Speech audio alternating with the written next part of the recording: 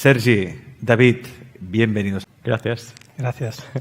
Bueno, ¿y de qué hablamos entonces? Oye, la primera vez que un autor me dice que no hable de su libro en este programa, ¿eh? Eso tiene mucho mérito, ¿eh? Sí, de hecho es nuestra manera de ver las cosas, nuestra manera de trabajar juntos es disfrutando de lo que se genera en el presente. Cuando ya se ha generado, ya lo has disfrutado y se manifiesta en forma de libro, ya está. El resto va solo. Entonces, pues, cuando nos invitasteis a venir juntos, pues pensamos que estaría súper bien compartir los tres, pero no a raíz o alrededor de las ideas del libro que ya están ahí. Bueno, de hecho, estáis aplicando lo que ya explicáis en el libro, ¿no? Que es la biología del presente, de vivir en el presente, vivir para no sobrevivir. Y cuando algo ya ha pasado, ¿no? Es una etapa, es un ciclo que se cierra, pues pasamos a lo que viene. Que seguramente ahora es un proceso en el que se está encontrando mucha gente, ¿no? Ha habido muchos cambios, está habiendo muchos cambios, y ahora es un momento en que muchas personas están eligiendo vivir en vez de sobrevivir, porque hasta ahora se han dedicado a sobrevivir, pero parece que todo esto que ha pasado les ha hecho estar en el presente más que nunca, ¿no? Porque muchos, incluso algunos, han quedado sin trabajo y no saben qué van a hacer el mes que viene, y eso te hace vivir, por desgracia, te hace vivir mucho en el presente. ¿Vivir o sobrevivir? Hombre, yo prefiero vivir, aunque a veces tengo comportamientos de supervivencia, de sobrevivir. Entonces, ¿cómo lo hago yo para pasar de sobrevivir a vivir? David. En realidad no hay una receta, o al menos como yo lo vivo, no hay una receta que sigas, como por ejemplo para hacer un gazpacho, que tritures una serie de ingredientes y al final lo obtengas, ¿no? Es más un poco lo que estamos haciendo aquí. Es una experiencia. El presente, al menos como yo lo vivo, o desde mi punto de vista, está completamente libre de miedo. Sé que muchas personas están viviendo quizá una situación donde reina la incertidumbre, donde, como decías, no saben qué va a hacer el mes que viene. Y a mí me parece muy bonita la figura del miedo y la confianza. Observa, Alex, como todos tenemos muy claro a qué temer. Al distanciamiento social, a que esta crisis continúe, a que le afecte a un ser querido. Sin embargo, no tenemos claro en quién confiar. Nos falta como un agente sobre el cual depositar esa confianza, ¿no? O una situación sobre el cual ponerla. Desde mi punto de vista, ese agente que buscas eres tú mismo y esa situación es tu propia experiencia de vida, ¿no? Entonces, da igual la forma que tome. Toda la experiencia de vida contiene el hilo del cual puedes tirar y poder realmente conectar con una parte de ti, ¿no? Para mí eso es vivir el presente, es descubrirme, es atreverme a ponerme delante de una situación que ya estoy viviendo, que fíjate que no parece nada atrevido, porque podrías decir, si la estás viviendo, ¿qué mérito tiene ponerse delante de una situación que estás viviendo? Pues ahora mismo para nosotros lo tiene todo. Es todo el mérito. Fíjate que solo es un cambio en tu disposición a vivir lo que estás viviendo. Cuando te abres a esa disposición a vivirlo, por primera vez se manifiesta la posibilidad de que en tu vida emerja esa confianza que nos conecta con el presente.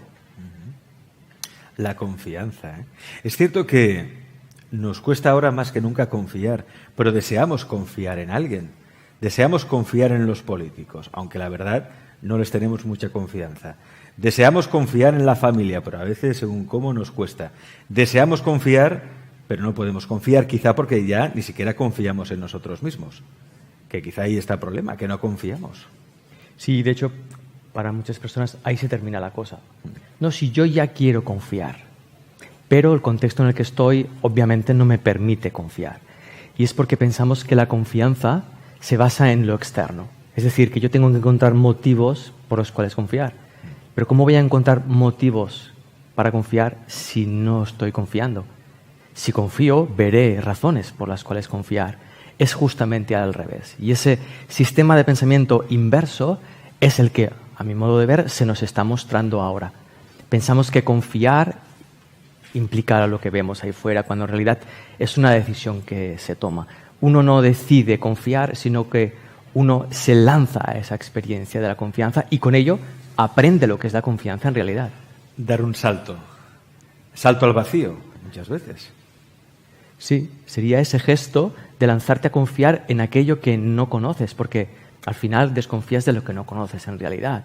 Entonces, cuando tú te lanzas a esa apertura de lo desconocido, ahí emerge en ti una confianza que tampoco conocías, que es una confianza que no se deposita en lo concreto, sino, como decía David antes, es una confianza que vive en ti y que despierta en ti.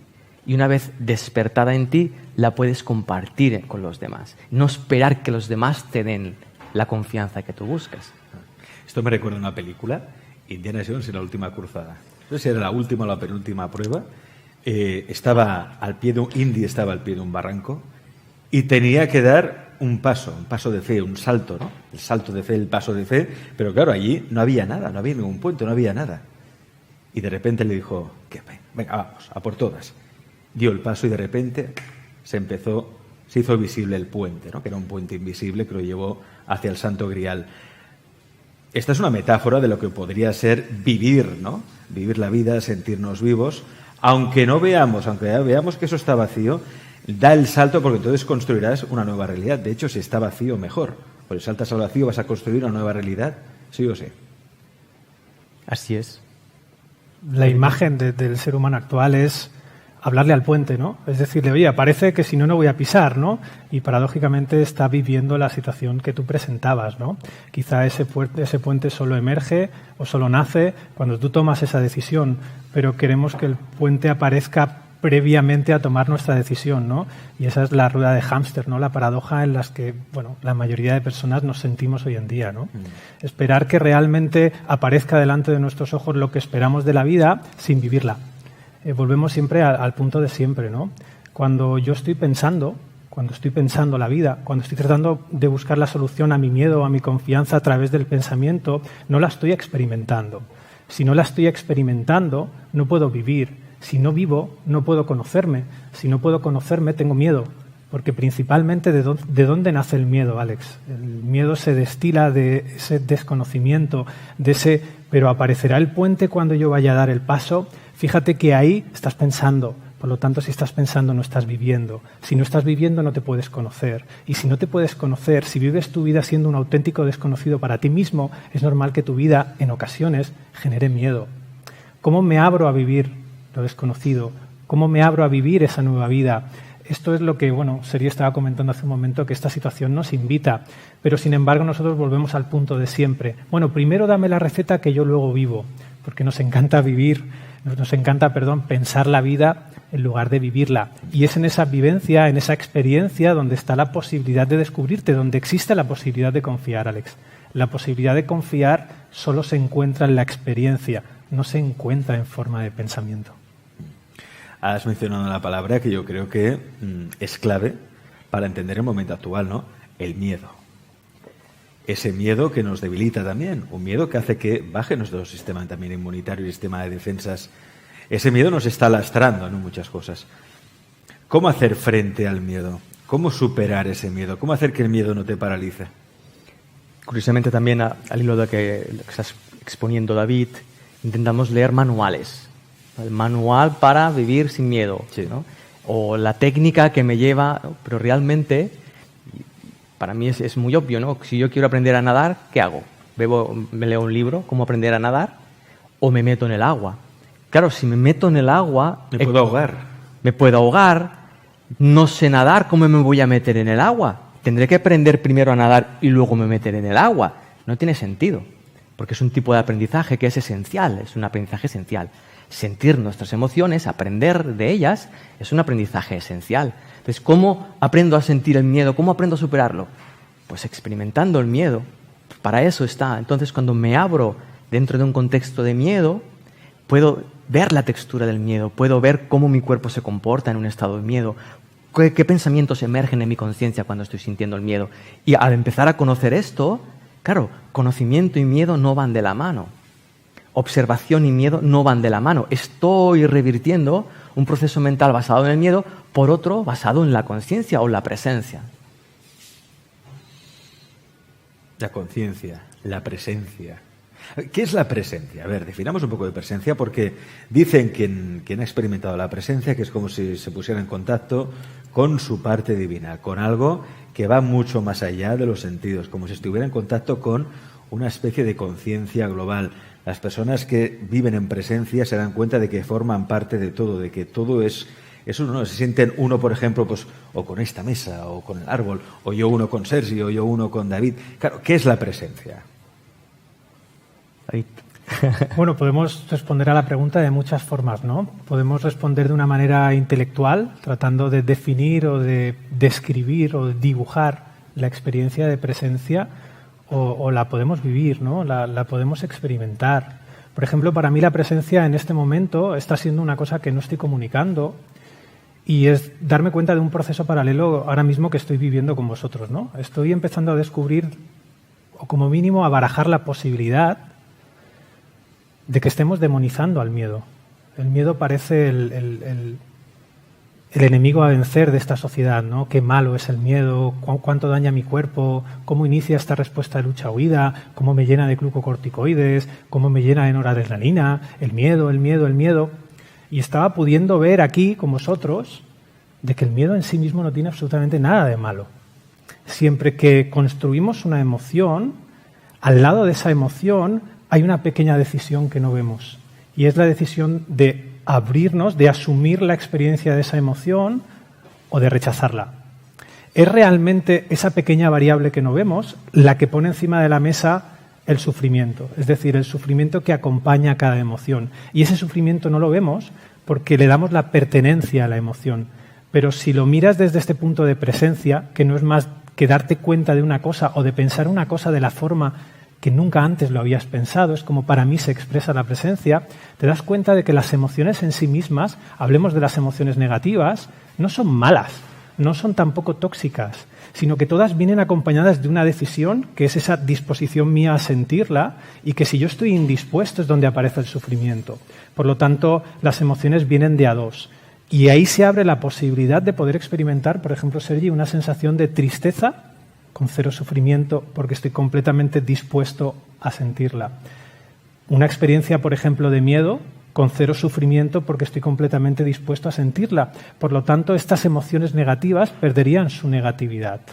Poder permitirme la libertad de saltarme completamente tu pregunta y poder experimentar esto aquí es para lo que para mí es la presencia. Y no tiene nada que ver con hacer lo que te da la gana, sino con respetar lo que tu mente, lo que tu cuerpo te está ofreciendo, ¿no? De aprovechar esa sensación de pegarte un viaje y de coger, por ejemplo, una idea que habías tenido e ir muchísimo más allá de ella, ¿no?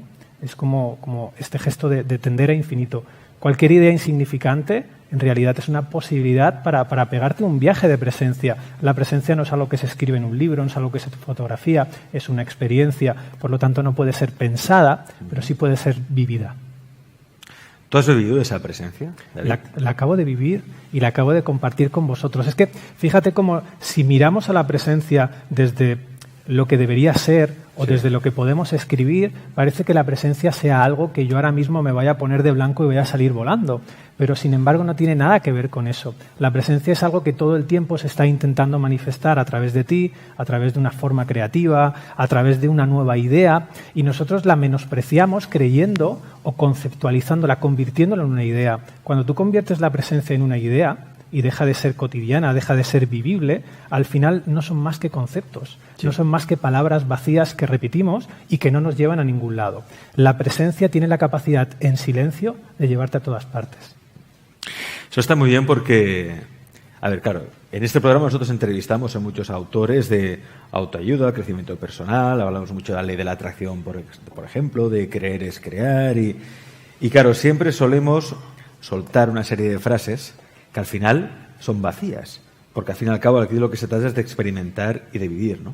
Claro, ¿tú puedes explicar qué es el presente? Sí, podemos explicar qué es el presente o la presencia, cómo vivir la presencia, pero hasta que no la vives, realmente hasta que no la experimentas, pues da igual, ¿no? Todo es vacío. Por lo tanto, cuando alguien me pregunta, ¿no? Dice, Alex, ¿cómo puedo dejar de sufrir? ¿Cómo puedo abandonar el miedo? ¿Cómo puedo desarrollar todo mi potencial? Claro, yo puedo decir, vive desde el presente. Pero claro, esa persona muchas veces se puede quedar igual. Dice, sí, vivir desde el presente, ¿qué es vivir desde el presente? ¿Qué tengo que hacer? Tengo que meditar. Claro, buscamos enseguida los manuales. Porque tenemos una mente que está acostumbrada a viajar al futuro o pensar en el pasado, ¿no? Lo que pasó en el pasado, expectativas de lo que puede pasar en el futuro. Y ahí, realmente, ¿cómo puedo yo experimentar esa presencia en un mundo, además, que está lleno de móviles, lleno de distracciones, lleno también de ilusiones, de fantasías? ¿Cómo experimento ahí la presencia? Claro, hay un aspecto de la presencia que es la simplicidad. Y es un aspecto que es muy desconocido para la mayoría de seres humanos, porque lo intentamos analizar todo, intentamos llevarnos a un lugar de una autoexpectativa, porque pienso que en la presencia no voy a sentir todas estas emociones, cuando la presencia puede ser simplemente hacer contacto con lo que tú estás sintiendo en este instante. Entonces, muchas personas, vamos a decirlo de esta manera, todo el mundo está en presencia en este instante. Lo que ocurre es que cuando miramos la forma que adopta esa presencia, como la juzgamos, la analizamos y la comparamos con lo que pensamos que debiera ser la presencia, porque la presencia debiera ser una experiencia estratosférica, pensamos, y ahí viene la clave, pensamos que lo que estamos experimentando no es presencia. Entonces empezamos a negar nuestra propia existencia en presente. Vamos a decir que estamos negando nuestra propia vida. Un ser, cuando está viviendo negando su propia vida, es lógico que quiera salir de eso, porque estamos diseñados para vivir. No estamos diseñados para cuestionar la vida, estamos diseñados para vivirla. Entonces, cuando alguien pregunta o pide, ¿cómo puedo hacer para salir de esto?, para mí la respuesta es, entra del todo en ello. No en dirección contraria, sino en dirección a lo de está apuntando tu experiencia en ese momento. Eso es presencia también. Por ejemplo, Sergi, David, alguien que ahora mismo se ha quedado sin trabajo, no sabe ni siquiera si con el dinero que le queda va a llegar a final de mes y tiene miedo, que es normal, y tiene angustia y tiene mucha ansiedad. Claro, ¿cómo puede aplicar todo esto que estamos explicando para al menos eliminar ese sufrimiento, enfocarse en el mismo o en esa presencia y ir a lo que se puede llamar el campo de todas las posibilidades, ¿no? Y ver todas las posibilidades que aún le quedan por hacer, que no es un ser finito, que no todo se acaba, que puede seguir adelante, que saldrá adelante? Para mí es obvio si está dispuesto a aprender de esta situación o no. Si yo estoy sufriendo de lo que estoy viviendo ahora, estoy aprendiendo de ello, sin duda, sin duda. Y si no estoy sufriendo, me estoy expandiendo. Si estoy sufriendo, estoy aprendiendo cómo no sufrir con esta situación. Pero volvemos al ejemplo de la piscina, es exactamente lo mismo. ¿Cómo puedo conseguir que una persona que quiere aprender a nadar y que sufre en el agua, se meta sin sufrir en el agua? Tiene que meterse en el agua, tiene que hacer frente a ese sufrimiento, porque de nuevo el sufrimiento pasa a ser una experiencia presente. Y solo viviéndola y experimentándola puedes ir más allá de ella. Yo no conozco otra forma. Y en eso la vida es implacable. La vida es vida. Es esto. Y cada uno tiene su contexto, donde está aprendiendo que el contexto no es solo lo que yo percibo en él, no es solo lo que yo pienso de él, sino que hay una experiencia mucho más amplia que está ahí por ser descubierta. El problema también, mira, es cierto esto que dices. Estaba pensando ahora, me ha venido la palabra anestesia, ¿no? Anestesia social, o que buscamos anestesiarnos. Me venía ahora una estadística que resulta que en este tiempo de pandemia se ha disparado la venta de alcohol, por ejemplo, en los supermercados, ¿no? Es un dato curioso que la gente está bebiendo más alcohol. ¿Por qué? Porque es una manera también de bajar la ansiedad, reducir la ansiedad, no sé si de escaparse o no, pero no nos gusta hacer frente al sufrimiento. O sea, no queremos hacer frente al sufrimiento, preferimos anestesiarnos, ya sea con alcohol o con pastillas o con lo que sea, incluso pues jugando con la pantallita y esto y lo otro. Pero también dicen que cuando uno está anestesiado es feliz también. No sé si habéis leído una novela, Aldous Huxley, Un mundo feliz. Es una novela excelente. Que habla precisamente de eso, de cómo una persona prefiere estar anestesiada y ser feliz que no hacer frente al sufrimiento, por ejemplo. Claro, es una opción, ¿no? Y todas las opciones son respetables. Lo es, Alex, pero observa como no solo las emociones negativas vienen acompañadas de esta variable que es sufrimiento. Una felicidad también puede venir con una variable sufrimiento. Por lo tanto, la posibilidad de yo anestesiarme y ser feliz también te puede hacer sufrir. Estamos viendo de que el sufrimiento no es consecuencia de la emoción, sino de mi decisión para relacionarme con la emoción. Son cosas distintas. Si nosotros estamos viviendo una situación de vida, estarás conmigo en que una situación de vida tiene dos componentes. Una externa, que es la que parece que compartimos todos, y una interna, que es como yo lo vivo. Es como yo me relaciono con las cosas que pienso y siento dentro de esa situación. Por lo tanto, para mí la situación tiene esas dos dimensiones, lo que está ocurriendo y lo que yo estoy sintiendo y pensando acerca de ella. La forma no es ni siquiera lo importante, Alex, lo que yo pienso o lo que yo siento, sino cómo yo me relaciono con lo que pienso y con lo que siento, porque es algo que no vemos. Cuando empezamos realmente a descubrir cómo funcionamos, empezamos realmente a entrar en un terreno que desconocemos, que paradójicamente somos nosotros mismos. Al empezar a arrojar luz en ese terreno desconocido que somos nosotros mismos, nosotros empezamos realmente a descubrir herramientas. Fíjate, no las leo, fíjate, no las encuentro en un vídeo, las descubro. Sí. Esa herramienta que tú descubres está hecha a imagen y semejanza de tu mano. La puedes empuñar, la puedes usar, es para ti. Piensas que te la han regalado, pero realmente la has creado tú. La has creado tú a partir de tu decisión. Por lo tanto, si yo estoy viviendo esta vida, yo puedo descubrir cómo funciona mi mente y mi organismo a través de esta vida, sin ni siquiera echar mano ni de la neurociencia, ni de la espiritualidad, ni de Sergi Torres, ni de David, ni de Alex. O sea, no, yo puedo descubrir, pero nos menospreciamos. Creemos que no podemos realmente descubrir las cosas por nosotros mismos, por eso nos convertimos en buscadores. Claro. Pero un buscador nunca encuentra. Por eso tenemos que ser un encontrador. Tu naturaleza, por ejemplo, tu cerebro, está completamente diseñado para sentir. Está minuciosamente diseñado para sentir. No lo usamos para sentir. Lo usamos precisamente para ver cómo yo puedo librarme de lo que estoy sintiendo, porque no me di cuenta de que este miedo o esta tristeza que estoy sintiendo viene acompañado de mi decisión, de mi indisposición. Cuando yo estoy indispuesto a sentir lo que estoy sintiendo, sufro. Y no veo la decisión. Pero no veo porque no miro. Y este es un punto en el que muchas veces hemos compartido, ¿no? Esa arrogancia de saber lo que está pasando, de saber lo que me está generando esta emoción. Imagínate por un momento que no lo sabes. Solo con esa imaginación se abre un mundo de posibilidades que puedes descubrir, pero empieza como siempre por ese reconocimiento de no sé. Imagínate que no sabes cuál es el origen de lo que estás sintiendo. Simplemente ese pensamiento te habilita a sentir. Y cuando vas a sentir, quizá puedes descubrir que ese sufrimiento y esa emoción, por ejemplo, de tristeza, se disocian. Y que el sufrimiento es opcional. Y que la emoción de tristeza se puede vivir, como dicen por ahí, por mi tierra, con patas y todo. Tú puedes entrar ahí. Pero el sufrimiento es completamente opcional. El sufrimiento a la hora de vivir lo que estás sintiendo y lo que estás viviendo es opcional. Por eso estamos todas las personas viviendo una situación de vida parecida, o podemos llegar a hacerlo y reaccionar de formas completamente diferentes. De hecho, esto que está diciendo David es importante en el sentido de que en ese aspecto del sufrimiento procede de la búsqueda, porque nosotros no estamos diseñados para buscar, estamos diseñados para encontrar. Fíjate que yo ahora me encuentro aquí, me encuentro contigo, me encuentro en un instante, me encuentro con estas emociones, me encuentro con este cuerpo. Toda mi experiencia humana está encontrándose. Entonces, para yo buscar, tengo que inventarme aquello que voy a buscar. Y tengo que inventármelo porque no lo estoy experimentando, no estoy siendo consciente. Imagínate que yo quiero buscar, no sé, un estado de felicidad ahora que no estoy experimentando ahora. Esa búsqueda está inventada, es una imaginación de lo que yo quiero experimentar y no está aquí. Eso genera un sufrimiento en este instante en el que yo no me estoy encontrando sufrimiento.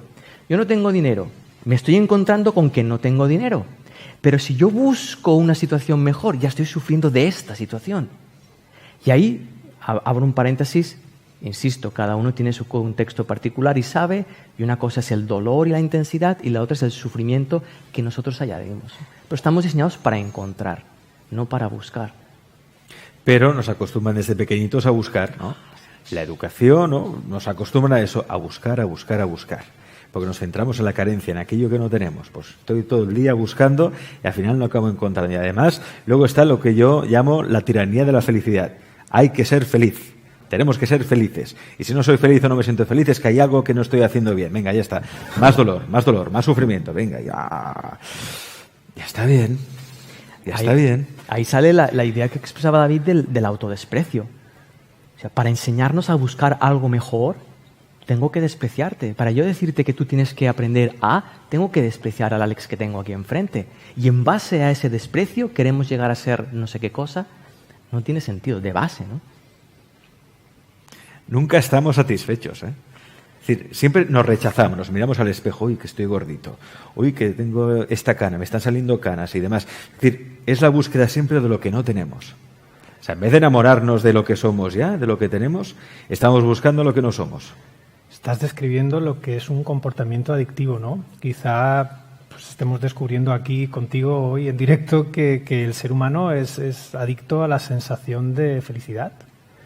Y es súper curioso porque le damos a las emociones una función que no tiene, que no le corresponde. Fíjate cómo yo determino si he tenido un mal día. O sea, yo le doy significado a mi día a través de la emoción que estoy sintiendo. Cuando la emoción está diseñada para sentirla, no para definirme, no para definir si estoy pasando una mala época. Lo que yo estoy sintiendo no me dice nada de mí.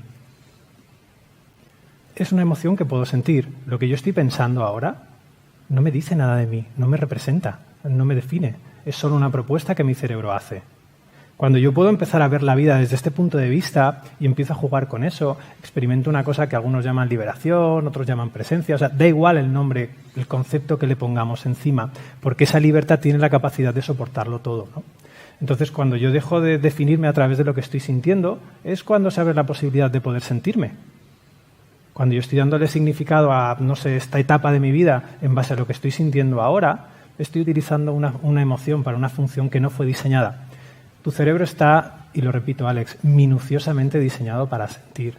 Sin embargo, intentamos, no sé por qué, darle otro uso en aras de esa búsqueda, de esa adicción a la sensación de bienestar, que realmente luego cuando la sentimos, como la vivimos a esa indisposición de que acabe, aparece el sufrimiento. Fíjate cómo vivo felicidad y mi indisposición a que se acabe está ahí, por lo tanto emerge el sufrimiento y nos encontramos en la paradoja de que puedo sufrir y ser feliz.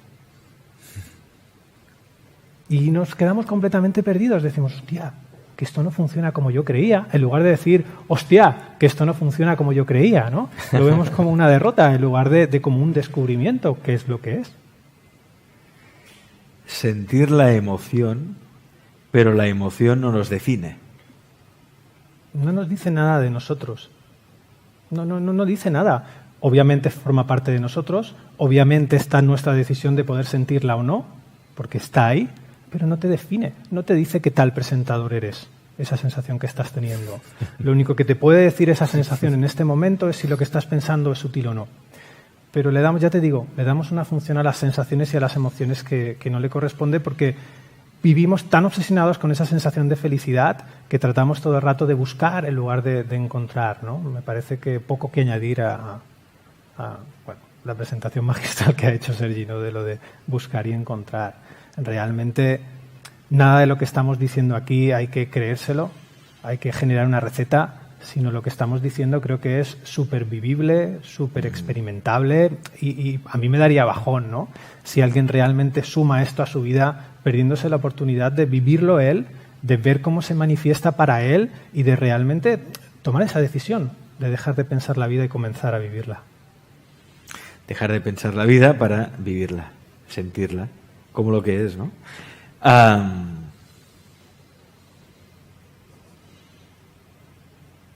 Muy interesante esto que están diciendo David y Sergi, porque fijaos siempre que detrás de la frustración, seguramente a vosotros también, es que a todo el mundo le pasa esto. Hay una emoción como una emoción básica, que es lo que siempre sentimos cuando estamos a punto de meternos en la tristeza o en una frustración. Una emoción que reconocemos y que nos acompaña desde que somos pequeñitos, ¿no? Es una emoción. Pero no nos fijamos en esa emoción, no sentimos esa emoción. Entonces permitimos que la emoción lleve nuestra vida. Entonces caemos en la tristeza o caemos en la rabia, caemos en la indignación, caemos siempre en echar la culpa a los demás, caemos en la obsesión de tener siempre la razón con relación al otro, caemos en múltiples discusiones en redes sociales simplemente porque yo quiero tener la razón y ya está. Pero ahí hay como una emoción siempre, es la emoción que empuja, esa emoción que empuja a ser infeliz, podríamos decir, o que nos saca del presente, nos saca de la presencia. Yo no sé si vosotros habéis sentido algo así. Yo es que a veces la reconozco, ¿no?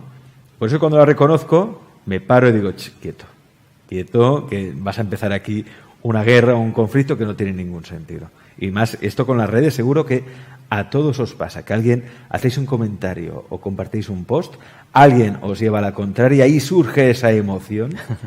No sé si es ego, es que no sé cómo llamarlo, pero es una emoción que sabe siempre igual, es una emoción que te recuerda siempre lo mismo. O sea, tenemos que conectar con esa emoción primaria. No sé si me estoy explicando bien, o quizás se me está yendo la olla a mí también ahora mismo, me van a meter en un psiquiátrico, no lo sé. Pero hay como una emoción primaria ahí que tenemos que aprender a percibir o a sentir justo antes de tomar una acción que nos lleva seguramente a la infelicidad o a la búsqueda eterna y a la insatisfacción. Por lo del psiquiátrico no ningún problema. Nos vamos los tres. Bueno, vamos los tres juntos. Tenemos un par de referencias y te van a tratar muy bien. Genial. Eso que expresas es muy bello, porque es tu experiencia y es tu conocimiento. Nadie puede tocar eso. Nadie lo puede mejorar. Nadie te puede cuestionar. Es tu experiencia. Si tú basas tu atención en ello, ya no te peleas con el mundo. Ni tan siquiera te peleas con lo que estás sintiendo. Lo atiendes y te descubres. Ay, mira, hay una sensación que surge y me lleva a... Ahí dejas de ser esclavo de ese mecanismo. Ahí rompes una manera de relacionarte con tus emociones donde las desprecia o las enaltece. Ahí te relacionas como unidad. Eso es muy hermoso. No es de psiquiátrico. Es de estar vivo, es de ser un niño. Es regresar a esa experimentación y esa dicha de descubrir, ¿no? Es muy hermoso. Sin identificarme con ello. Está ahí, hay como una emoción y está ahí, y observar y decir, ¿qué es esto, no? Y me hago la pregunta, entonces, ¿esta emoción de dónde viene? ¿Qué es esto? ¿Esto viene de mi esencia real? ¿De ese Dios interno que dicen que todos tenemos? ¿De esa conexión con la conciencia global? Claro, esa pregunta de siempre, ¿qué somos, no? Bajo mi punto de vista, todo el tema de los pensamientos y las emociones se resumen en tres pequeños grupos, ¿no? Uno de ellos son las pensaciones, que es lo que ocurre el 85% del tiempo, que es que mi cerebro me propone un pensamiento y yo siento algo proporcional a eso que estoy pensando, ¿no? Por ejemplo, el pensamiento, vaya castaña de respuesta. Eso genera en mi campo afectivo un movimiento, ¿no? Y siempre si lo observas, ese movimiento es proporcional a lo que estás pensando, tiene una coherencia. De ahí que siempre me guste llamarlo pensaciones, ¿no? Luego hay otro tipo de emociones que yo las llamo emociones enredadas. Y en origen son pensaciones, pero lo hemos vivido en un momento muy estresante con mucho shock y el pensamiento generador y la emoción que generan se disocia.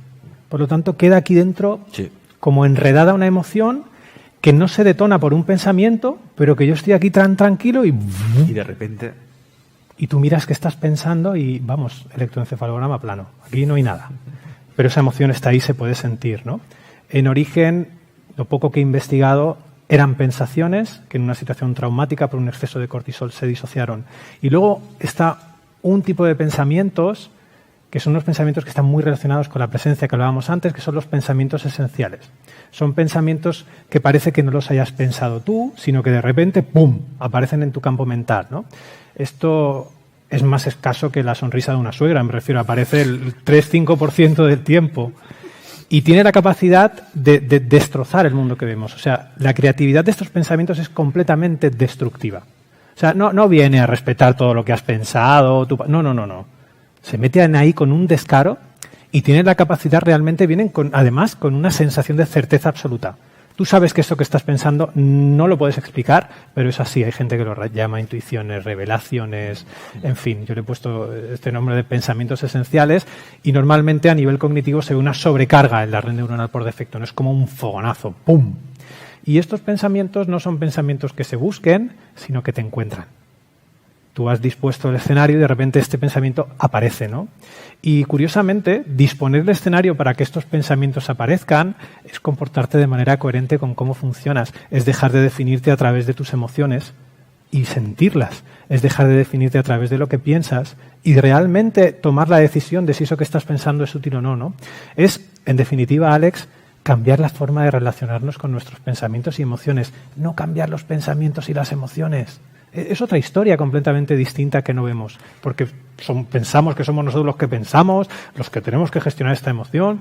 Y es cierto que si te tomas la vida así, que sé de primera mano lo que es, al final la vida puede terminar siendo un rollo y puedes tener muchísimo trabajo, ¿no? Pero realmente si te fijas en ese punto tan sutil de cómo me relaciono yo con esto, hay un montón de cosas que no has probado, ¿no? Y espero que este programa sirva para invitar a los espectadores a probarse, a investigarse, a encontrarse. Por cierto, un saludo a todas las suegras que nos están viendo ahora mismo, cuya sonrisa nos ilumina siempre. Seguro que se les ha escapado una sonrisa con el chiste de David. Mira, humor. Oye, el humor yo creo que es lo mejor para conectarse con la presencia, ¿eh? Sí, además es curioso porque no solo sirve como conector, sino que también la presencia destila ese humor. Sí. Porque te empiezas a reír de qué estás sintiendo o de lo serio que te estás tomando algo que estás pensando, ¿no? Esa frescura de poder existir sin tomárnoslo tan serio, no tan grave todo. Es que nos tomamos muy en serio. Hombre, es que mi vida es muy seria. Mi trabajo es muy serio. Mis ilusiones, mis deseos son muy serios. ¿Pero por qué nos tomamos tan en serio? Es que yo no lo entiendo, nunca lo he entendido esto. Tomarse con tanta seriedad. Para mí es miedo, es miedo oculto. Hay un miedo ahí. El que no tiene miedo disfruta de la vida, disfruta de lo que siente. Lo vive de otra manera completamente distinta.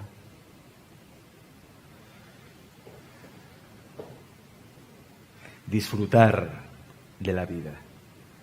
Es que yo soy como vosotros en eso, es decir, no me gustan los manuales, ni me gustan las recetas y que me digan, mira, pues para experimentar la presencia tienes que hacer una meditación, levantarte a las 5 o las 4 de la mañana y hacer una meditación, si puede ser en la postura del loto, luego haces el pino puente y con suerte pues ya acabas en urgencias directamente, ¿no? Pero me refiero, como no hay manuales, lo que tenemos que hacer es probar, lo que decía David, probarnos. Prueba, es que no hay recetas para esto. A mí mucha gente en el chat siempre me lo pregunta, ¿y esto cómo se hace? Y es una pregunta que yo hago también habitualmente, ¿no? Porque hay mucho interés por cómo personas que ya están en esa presencia o en esa satisfacción o que rezuman esa felicidad, esa alegría interna, pues saber cómo lo han hecho, ¿no? Porque yo también quiero experimentar eso. Pero claro, ahí entramos, es su experiencia. Entonces, él se ha probado, a él le va bien una cosa o experimenta una cosa, pero es que a otra le va bien otra. Entonces, el consejo, si se puede dar algún consejo, es simplemente experimenta la vida, experiméntalo, vívelo todo sin prejuicios. Totalmente, Alex, pero es que fíjate cómo esa misma pregunta ya te está mostrando el camino. Porque si tú empiezas a ver realmente esa pregunta, ¿cómo lo hago? Y empiezas a verlo como una pensación, como una propuesta neuronal, y empiezas a ver qué te hace sentir, empiezas a descubrir en esa sensación desagradable cómo lo hago, ese menosprecio que hablábamos que te estás haciendo, ¿no? Porque cuando tú empiezas realmente a proyectar esa pregunta fuera, cuando tu sensación es la respuesta a esa pregunta, estás perdido. Ahí perpetúas la búsqueda. Pero cuando tú empiezas a darte cuenta realmente de que esa pregunta te está generando una sensación, te está cambiando y empiezas a explorarlo, el viaje que haces es en la dirección opuesta al que te esperabas, ¿no? Ya no viene la respuesta de Sergi Torres o de Alex o de David, sino que empiezas a ver que la respuesta empieza a moverse y a nacer dentro de ti, ¿no? No sabemos cómo funcionamos. Estamos viviendo una vida sin saber cómo funcionamos, sin saber quiénes somos. Somos auténticos desconocidos para nosotros mismos. Principalmente, hoy venía para acá, estábamos hablando con Sergi, ¿no? El miedo que nos da lo desconocido. Imagínate el miedo de una persona que vive la vida siendo un auténtico desconocido para sí mismo. Pregunto, ¿no es normal que en esas condiciones de vivir mi vida siendo un auténtico desconocido para mí mismo, mi vida genere miedo? Ante esa pregunta, la respuesta no es un argumento racional, es una experiencia. La respuesta a la pregunta ¿cómo lo hago? Es una experiencia, no es un argumento racional, pero es una experiencia que empieza y termina en ti, y es lo que no vemos. Pensamos que la pregunta tiene que pasar por 1000 bocas hasta que alguien me diga algo que me haga clic, cuando el clic te lo está haciendo la pregunta todo el rato. Lo que pasa es que tú no asumes eso que estás sintiendo como la respuesta a tu pregunta. Lo asumes como un miedo, y por eso no te exploras, ¿no? Estamos tan cerca. Como si nos estuviera, no sé, una persona, o sea, la respuesta gritándonos al oído y nosotros lo único que estuviésemos es metiendo un tapón de cera en la oreja, ¿no? Para decir, no, es que yo he leído que me tengo que meter un tapón de cera en la oreja. Claro, no escuchas, ¿no? ¿Qué estoy haciendo mal? Eso es que me hace falta más. Pues me voy a comprar ahora la supercera XXL y me voy a poner también por el otro. y estamos poniéndonos un tapón de cera en el oído pretendiendo oír. O sea, en fin, es un poco extraño, ¿no? Estamos haciendo 1000 virguerías, dando 1000 vueltas para algo que ya está ahí. Estamos en una neurosis y no salimos de esa neurosis, ¿no? Y para paliar esa insatisfacción, pues caemos en lo de buscar continuamente, ¿no? Pero claro, yo me pregunto, pues tampoco está mal ser un buscador, porque buscador hace que te muevas. Porque tú imagínate, no, es que yo ya soy feliz como estoy, es que no hace falta que busque nada ni que haga nada porque ya estoy en mí, estoy perfecto, pues me quedo aquí quieto, no hago nada más, ¿no? Es decir, es la quietud aquella de decir, siempre se dice, tiene que haber un poco de insatisfacción para que el individuo crezca, explore, saque recursos de sí mismo. O sea, en cierta manera la insatisfacción o el sufrimiento es también un impulso para evolucionar, ¿o no? Yo vivía así, Sí. pero me di cuenta de que no. ¿No? Me di cuenta de que no, porque yo también pensaba que si no tenía motivaciones por descubrir cosas, yo no me iba a mover. Como si yo fuese un agente ajeno al propio movimiento de la vida. Pero cuando me di cuenta de que había un propio impulso en el instante presente, llamado vida, me di cuenta de que esa misma vida ya hace ese movimiento. Nosotros, sin darnos cuenta, ya somos una respuesta que la misma vida se está dando a sí misma. Somos formas de vida. Ser formas de vida, ya somos una respuesta de la vida hacia sí misma. Entonces, si podemos atendernos desde esa perspectiva, nos daremos cuenta de que esas inquietudes no tienen que venir generadas por mí mismo, sino que aparecen en mí mismo como motor de la propia vida. Entonces, esas inquietudes aparecen sin obstáculo alguno. Porque cuántas cosas yo quiero encontrar y me dedico a buscar que implican la dificultad de encontrarlas. ¿Cuántas cosas? Porque eso que estoy buscando en realidad me lo estoy inventando porque no lo necesito ciertamente. Al no necesitarlo, la vida no lo propone en el presente.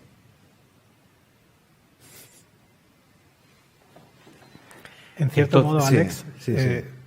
al menos es súper bonito lo que está diciendo Sergi, porque está abriendo la posibilidad de que nosotros construyamos nuestra propia motivación para seguir manteniendo la coherencia de lo que estamos viviendo. O sea, la motivación ya no es algo que surge acerca de, por ejemplo, pues necesito una motivación, voy a buscarme esto, lo otro, no, sino que la esté construyendo yo. Está abriendo esa posibilidad.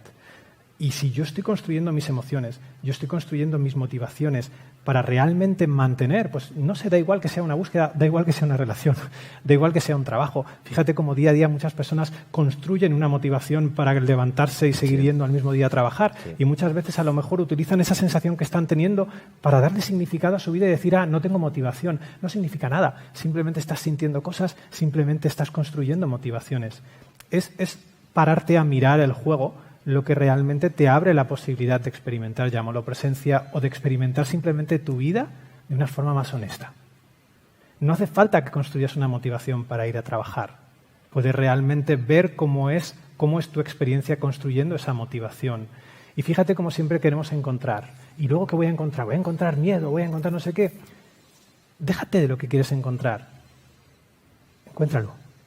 No lo pienses, o sea, no hagas el proceso de manera racional, ¿no? Porque si hago esto, entonces voy a encontrar, voy a hacer... No has vivido nada, no te has descubierto, no has hecho nada en ese proceso. A lo sumo, has, no sé, consumido un poco más de glucosa y te duele un poco la cabeza, pero realmente no te has movido del instante en el que estabas. Sigues perpetuándolo. Y perpetuarnos consume muchísima energía, nos agota, ¿no? Decimos que la vida es dura, pero perpetuar nuestro circo es muchísimo más, ¿no? Fíjate la libertad de yo poder expresar esto libremente sin definirme a través de eso. Yo no tengo que sostener lo que te estoy diciendo, porque lo estoy descubriendo. No es fruto de una reflexión, es algo que estoy viendo ahora. Por lo tanto, cuando tú realmente ves algo y lo expresas, no necesitas sostenerlo. Puedo venir contigo aquí a la próxima entrevista o hablar con Sergi y experimentar y decir justamente lo contrario, porque la vida no va de tener razón, no va de sostener una verdad, va de descubrirse, ¿no? Entonces, o sostienes una verdad y buscas otra, o te descubres.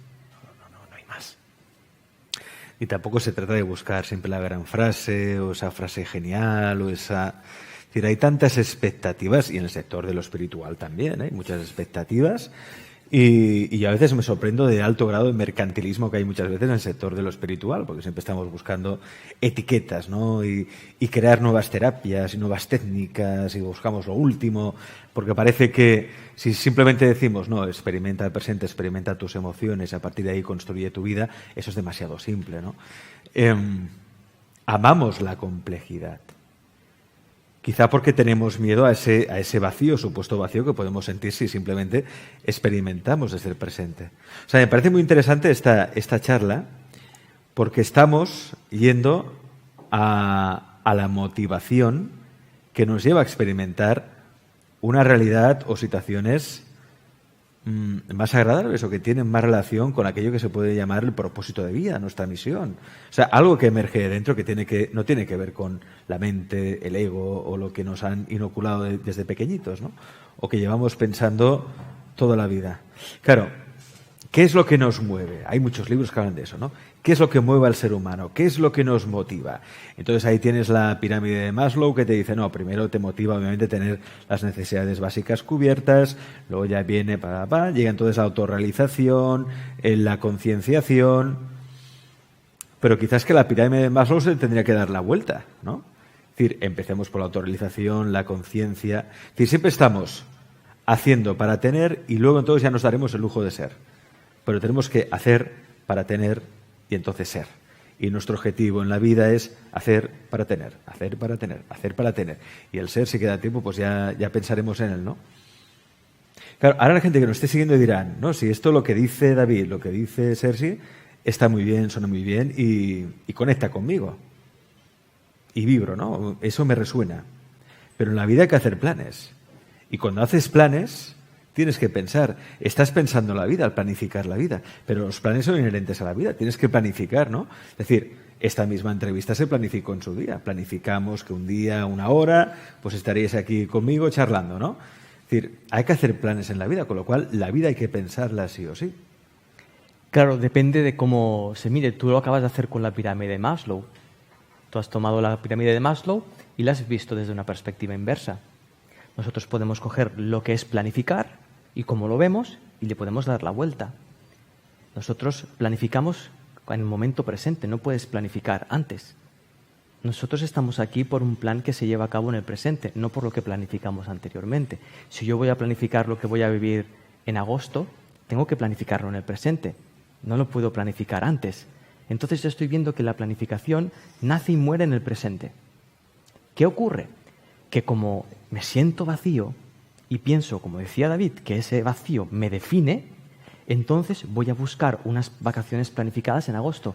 Entonces ya no estoy planificando en el presente.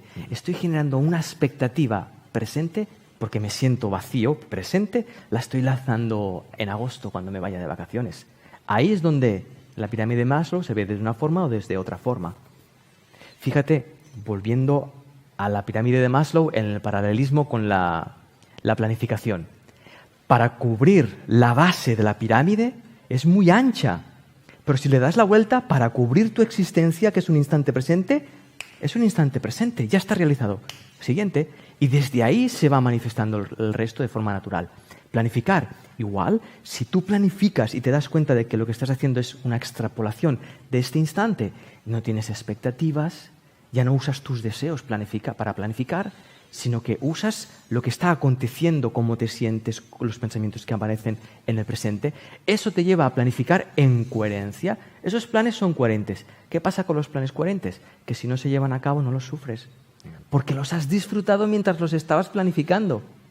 Si yo planifico con expectativas, no los estoy disfrutando hasta que yo vaya a Calcuta o a Tombuctú en agosto. Sí.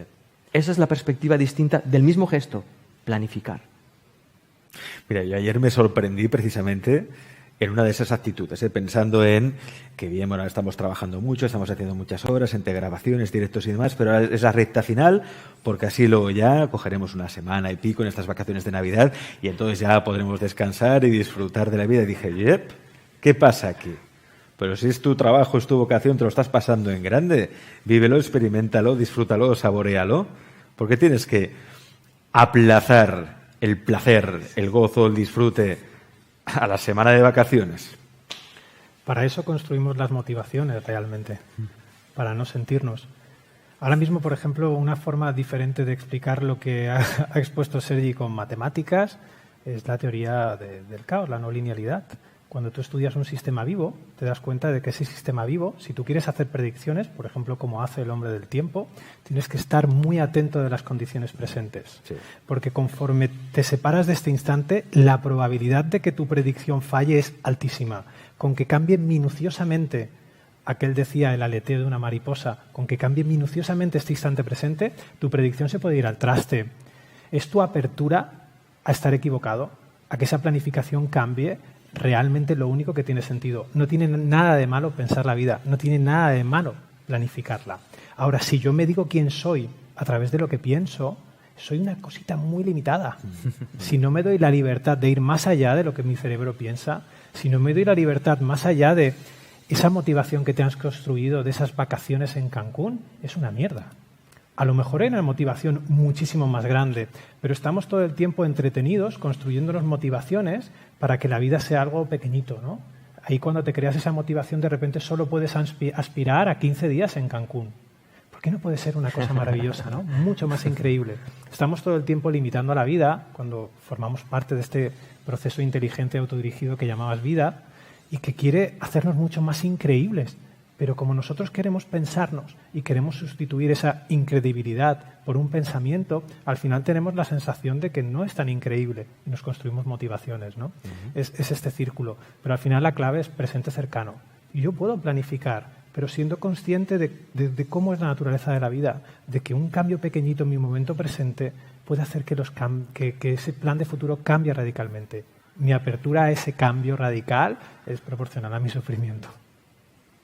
De hecho, las Navidades actuales las sufriremos o las disfrutaremos en función de si soltamos la idea de lo que esperábamos que fuesen estas Navidades. Porque si esperábamos repetir y perpetuar las cenas, las comidas anteriores, pues no vamos a disfrutar mucho de las Navidades. Pero si nos abrimos a investigar cómo son estas Navidades, ostras, a saber qué descubrimos. A ver si descubrimos que esos encuentros no eran tan... ¿Puntos suspensivos? Bueno, de hecho, hay muchas personas que ahora mismo están celebrando precisamente las medidas de estas medidas restrictivas de Navidad para no tener que ir a reuniones familiares. Ahí están la suegra, los cuñados. Total, todo riéndose. Es muy bonito lo que planteáis porque hay una conexión, ¿no? Vemos que tenemos todos una imagen feliz de Navidad. A lo mejor mi imagen feliz de Navidad es estar lejos de mi suegra, no lo sé, o es estar con 20 personas en el salón de mi casa, pero yo tengo esa imagen feliz de Navidad y mi momento presente es el que es. Pues hay una pandemia, hay una limitación. La diferencia entre mi imagen mental feliz de Navidad y mi momento presente es proporcional también a ese sufrimiento, como veíamos, ¿no? Cuanto más diferente sea, más probabilidad tengo de sufrir. Cuanto más se parezcan, más probabilidad tengo que ser feliz. Y luego me voy a esa Navidad o me voy a ese viaje en Cancún y digo, coño, tampoco era tan feliz. Y entonces ahí es donde viene la paradoja, ¿no? Donde viene esa... Y entonces, ¿qué haces? Construyes otra motivación. Dices, esta sí. En Navidad, pues ya no voy más a casa de mis padres, porque piensas que tu sensación de felicidad proviene de ese contexto, ¿no? Pero no proviene de ese contexto, porque no te das cuenta que estás todo el rato traficando con una imagen feliz de Navidad, de vacaciones, de programa, de trabajo. ¿En qué punto usas, Alex, tu sensación para definir que estás trabajando demasiado, o que estás trabajando esto, o que no deberías trabajar tanto? Esa sensación no te está diciendo nada de eso. Y esto no quita con que estés cansado. Claro que puedes estar cansado, pero usar esa sensación para definir tu trabajo es un acto muy injusto, porque no le pertenece, no tiene la capacidad esa sensación de decirte cómo te estás relacionando con el trabajo. No la tiene. Y si lo haces, pues te pierdes mucha información, ¿no? Por ejemplo, descubrir simplemente que a lo mejor solo necesitas descansar. Por ejemplo. Y cuando planificamos tanto y aplazamos la felicidad, el disfrute, el goce, aquella semana, como dices, en Cancún o donde sea, no nos damos cuenta de que realmente cada día puede ser Navidad para nosotros. Es decir, la fiesta va allí donde voy yo. Es decir, tú puedes estar perpetuamente en fiesta o en alegría, en sentirte vivo. No tiene que venir nadie a darte permiso para ser feliz. Me parece que solo se puede ser feliz en Navidad o en determinadas fechas. Es decir, tú puedes celebrar la vida, estar en ese júbilo continuamente, ¿no? Claro, La cuestión es,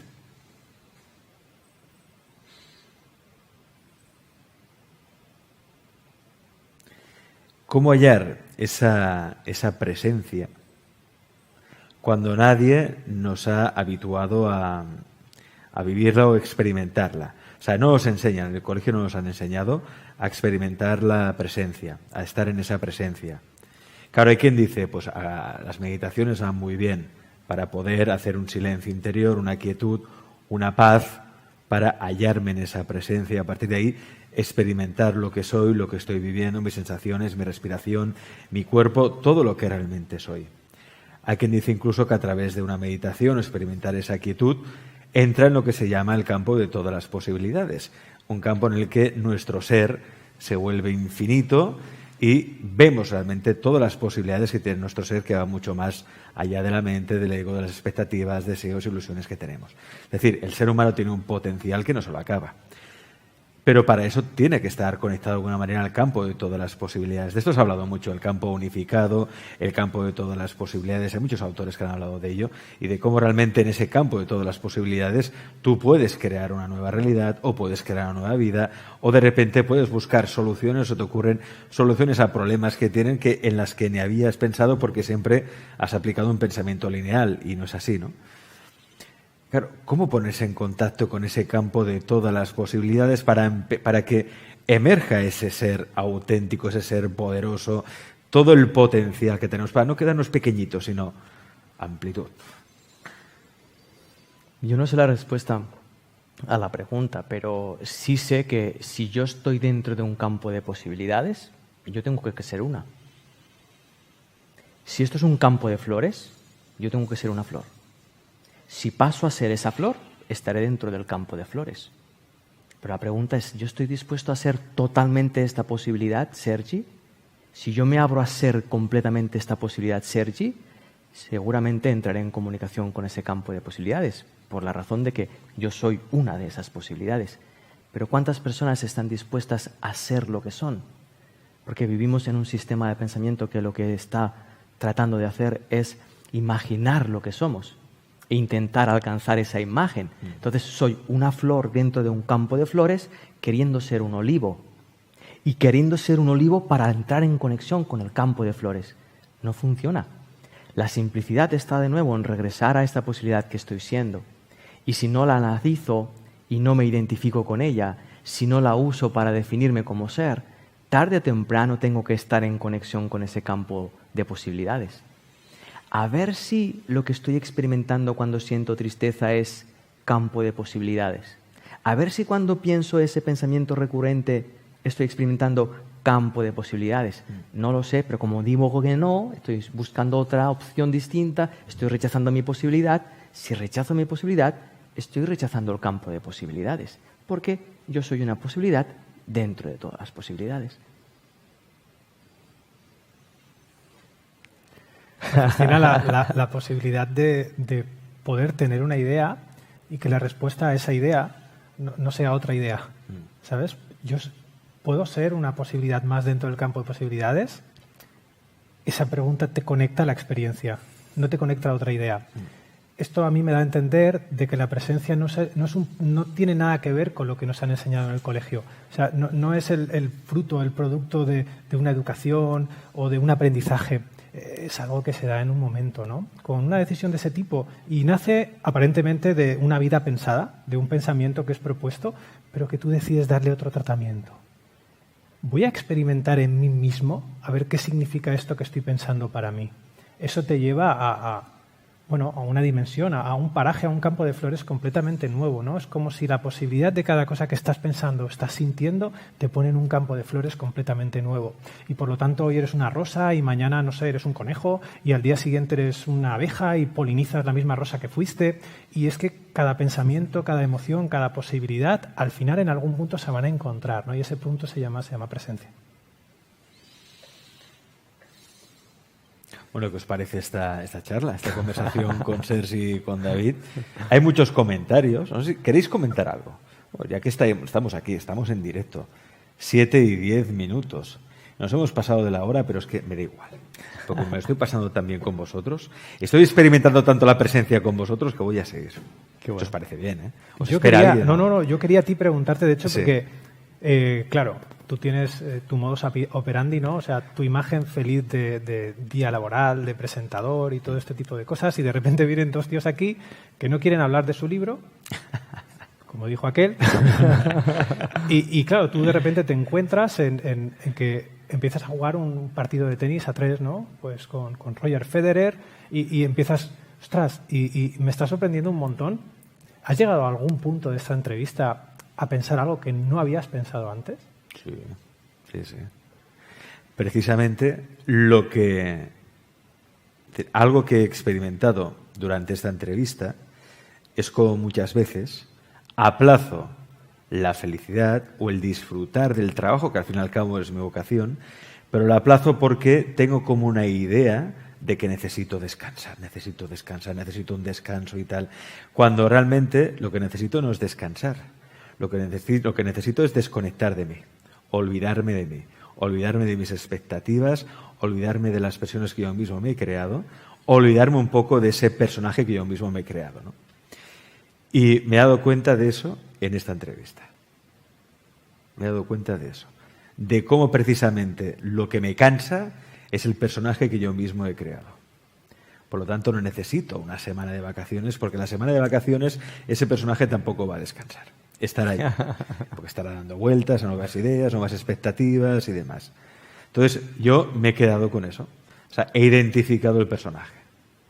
Un personaje que no me permite disfrutar de algo que realmente es un trabajo que me encanta, ¿no? Y que lo disfruto habitualmente, pero hay momentos aquellos que me siento cansado y tal, pero ese cansancio no es físico, es un cansancio del personaje, del ego, de las expectativas, ilusiones, fantasías que de por sí no existen, porque eso no existe. O sea, existe este momento, esta charla, esto que estamos teniendo ahora, esto existe, no hay nada más aparte de esto. Eso es lo que he descubierto. Existe eso y lo que puedas descubrir de ti. Y ya está. Todo lo demás... Wow. Gracias, Alex.